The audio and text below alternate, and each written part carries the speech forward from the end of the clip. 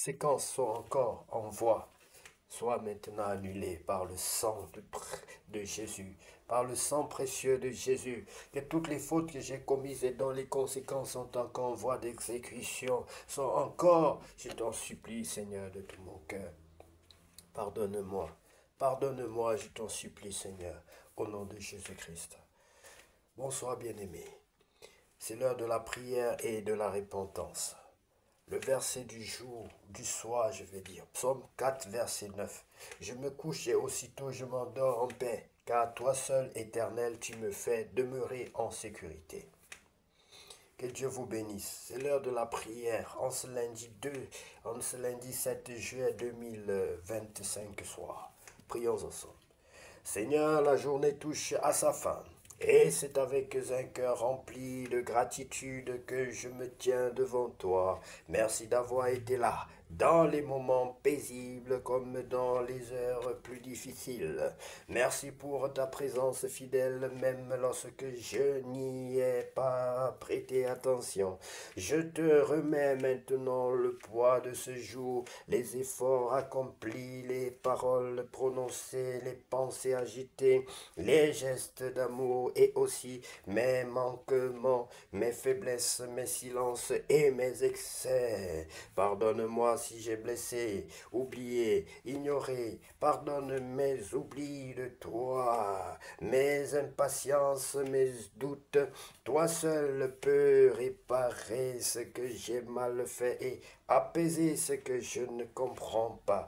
Donne-moi ton repos, Seigneur, apaise mon cœur, calme mes pensées, prépare mon âme à la nuit, que mon sommeil soit doux et réparateur. Garde ma maison, veille sur mes proches bénis, ceux qui veillent, oh, ceux qui souffrent, ceux qui espèrent. Ta parole déclare: je me couche et aussitôt je m'endors en paix, car toi seul, Éternel, tu me fais demeurer en sécurité.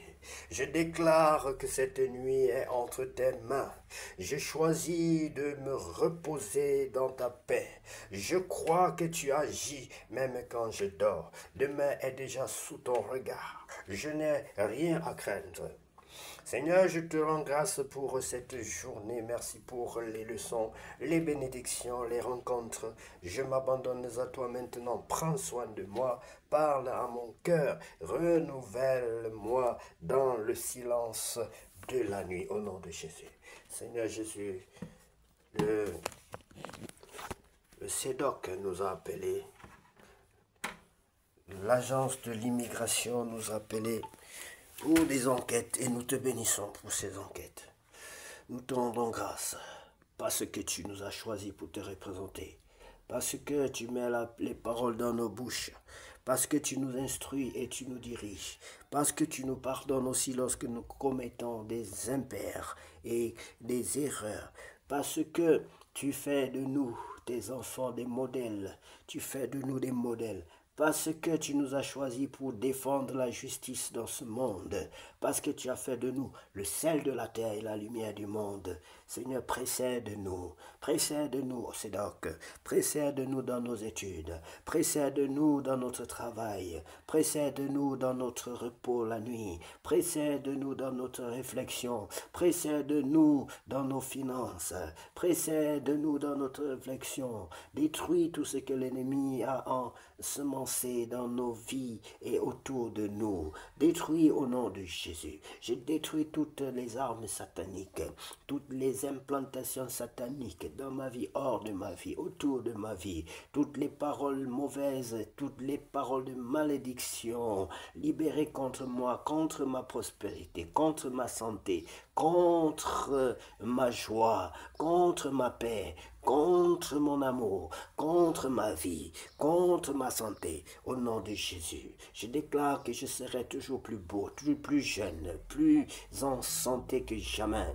Oh Dieu, que tout ce que l'ennemi a forgé contre moi, qu'il voie le contraire. Que toutes les mauvaises paroles libérées contre ma vie, qu'il voie le contraire, au nom de Jésus. Bien-aimé, Si tu n'as pas encore reçu le Seigneur Jésus-Christ dans ta vie, comme ton sauveur personnel et ton Seigneur, je vais t'inviter maintenant à prier avec moi. Tu vas répéter cette prière après moi. Tu vas inviter le Seigneur Jésus-Christ dans ta vie comme ton sauveur personnel et ton Seigneur.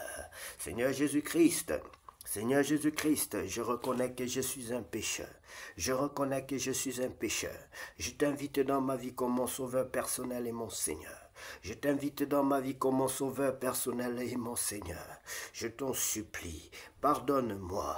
Je te demande pardon des fautes et des offenses dont je suis coupable. Au nom puissant de Jésus-Christ, je te demande pardon des fautes et des offenses dont je suis coupable. Au nom puissant de Jésus-Christ, je t'en supplie, Père Saint. Au nom puissant de Jésus-Christ, baptise-moi et remplis-moi de ton Esprit Saint. Baptise-moi et remplis-moi de ton Esprit Saint. Au nom puissant de Jésus-Christ, j'ai ainsi prié. Amen. 2 Samuel chapitre 18, défaite et mort d'Absalom.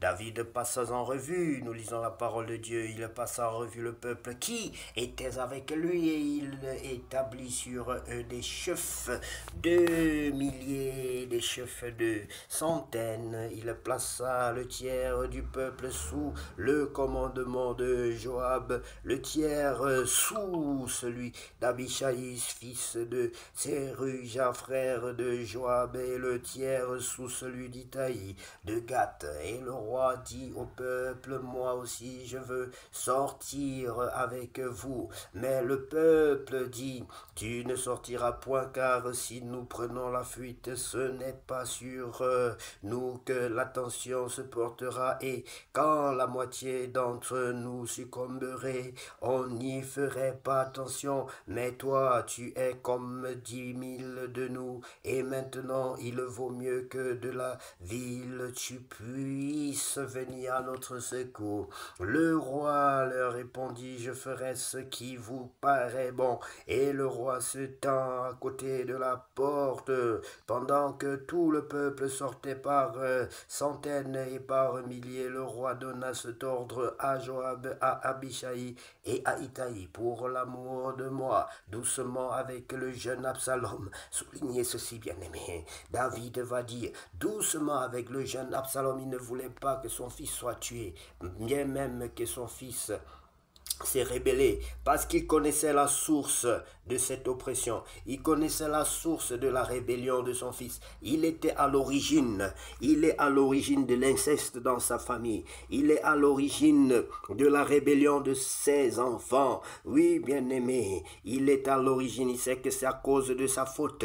Et c'est pour cela qu'il va chercher même à défendre son fils. Mais son fils allait mourir. Je vous l'ai dit un peu plus tôt que ici, lui-même, il est épargné, mais tout ce qui est à lui, tout ce qui lui appartient, tout ce qui est autour de lui peut être détruit et va être détruit, ne fût-ce que partiellement. Alors, doucement avec le jeune Absalom, et tout le peuple entendit l'ordre du roi à tous les chefs au sujet d'Absalom. Le peuple sortit dans les champs à la rencontre d'Israël, et la bataille eut lieu dans la forêt d'Éphraïm. Là, le peuple d'Israël fut battu par les serviteurs de David, et il eut en ce jour une grande défaite de 20 000 hommes. Le combat s'étendit sur toute la contrée, et la forêt dévora plus de peuple ce jour-là que l'épée n'en dévora. Absalom se trouva en présence des gens de David. Il était monté sur un mulet. Le mulet pénétra sous les branches entrelacées d'un grand térébinthe, et la tête d'Absalom fut prise dans le térébinthe. Il demeura suspendu entre le ciel et la terre, et le mulet qui était sous lui passa outre. Un homme ayant vu cela vint dire à Joab, voici, j'ai vu Absalom suspendu à un térébinthe. Et Joab dit à l'homme qui lui apporta cette nouvelle, tu l'as vu, pourquoi donc ne l'as-tu pas abattu sur place? Je t'aurais donné 10 cycles d'argent et 100 et une ceinture. Mais cet homme dit à Joab, quand je pèserai dans ma main 1000 cycles d'argent, je ne mettrai pas la main sur le fils du roi, car nous avons entendu cet ordre que le roi t'a donné à toi, à Abishai et à Itaï. Prenez garde chacun au jeune Absalom. Et si j'avais attenté perfidement à sa vie, rien n'aurait été caché au roi, et tu aurais été toi-même contre moi. Joab dit, je ne m'arrêterai pas auprès de toi. Et il prit en main 3 javelots, et les enfonça dans le cœur d'Absalom, encore plein de vie au milieu du térébinthe. 10 jeunes gens qui portaient les armes de Joab entourèrent Absalom, le frappèrent et le firent mourir. Joab fit sonner de la trompette et le peuple revint se sent ainsi de poursuivre Israël parce que Joab l'en empêcha. Ils prirent Absalom, le jetèrent dans une grande fosse au milieu de la forêt et mirent sur lui un très grand monceau de pierre. Tout Israël s'enfuit chacun dans sa tente. De son vivant Absalom s'était fait ériger un monument dans la vallée du roi, car il disait, je n'ai point de fils par qui le souvenir de mon nom puisse être conservé. Et il donna son propre nom au monument qu'on appelle encore aujourd'hui monument d'Absalom. Il n'avait pas de fils.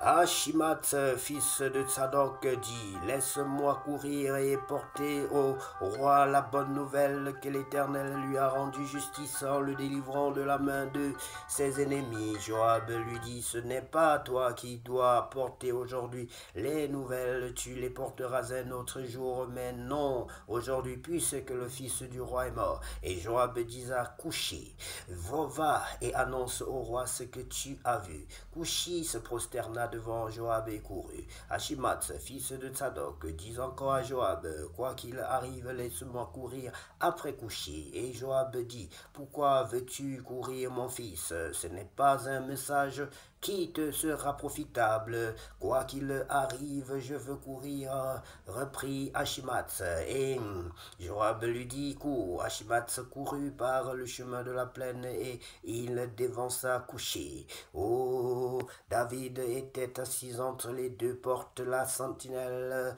alla sur le toit de la porte vers la muraille.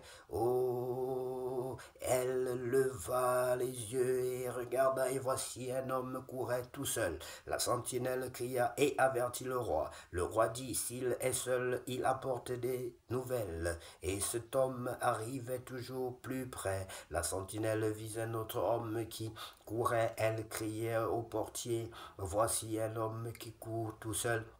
Le roi dit, il apporte aussi des nouvelles. La sentinelle dit, la manière de courir du premier me paraît celle d'Achimath, fils de Tsadok. Et le roi dit, c'est un homme de bien et il apporte de bonnes nouvelles. Achimath cria et il dit, ô roi, tout va bien. Il se prosterna devant le roi, la face contre terre, et dit, béni soit l'Éternel, ton Dieu, qui a livré les hommes qui levaient la main contre le roi, mon Seigneur. Le roi dit, le jeune Absalom est-il en bonne santé? Achimath répondit, j'ai aperçu un grand tumulte au moment où Joab envoya le serviteur du roi et moi, ton serviteur, mais je ne sais ce que c'était. Et le roi dit, mets-toi là de côté. Achimath se tint de côté. Aussitôt arriva Couchi, et il dit que le roi, mon Seigneur, apprenne la bonne nouvelle. Aujourd'hui, l'Éternel t'a rendu justice en te délivrant de la main de tous ceux qui s'élevaient contre toi. Le roi dit à Couchi, le jeune homme Absalom est-il en bonne santé? Couchi répondit, qu'il soit comme ce jeune homme, les ennemis du roi, mon Seigneur, et tous ceux qui s'élèvent contre toi pour te faire du mal. Alors le roi, saisi d'émotion, monta dans la chambre au-dessus de la porte et pleura. Il disait en marchant, mon fils, Absalom, mon fils, Absalom, mon fils, que ne suis-je mort à ta place? Absalom, mon fils, mon fils. Voilà, bien-aimés, que Dieu vous bénisse. David était très très conscient que tout ce qui arrivait en mal à sa famille, il était à l'origine de ce mal. C'est un peu comme on peut vous dire aujourd'hui que le péché originel est un péché causé par nos premiers ancêtres, dont les tout premiers êtres qui ont vécu sur cette terre, pour ne pas citer Adam et Ève. Bien-aimés, soyez bénis pour tout ce que vous faites. Soyez bénis pour votre bon cœur, pour le temps que vous consacrez à Dieu, pour le temps de méditation, de prière, d'adoration. Que ce grand Dieu d'Israël soit votre protecteur, qu'il soit votre guide, qui vous aide dans toutes vos entreprises, qui vous aide aussi à être bon pour vos frères et sœurs, qui vous aide à considérer tous les êtres humains comme égaux. Oui, bien-aimés, nous avons le même sang qui coule dans nos veines. Oui, bien-aimés, soyez bénis. Blanc, noir, vert, rouge, je ne sais pas, toutes les couleurs que nous avons sur cette terre, que nous nous aimons les uns les autres. C'est ce que le Seigneur recommande et c'est le plus grand commandement. Tu aimeras ton prochain comme toi-même, bien-aimé. Sois béni au nom de Jésus-Christ de Nazareth. Demande à l'Esprit de Dieu de t'aider à comprendre davantage cette nourriture, à te donner la révélation de sa parole.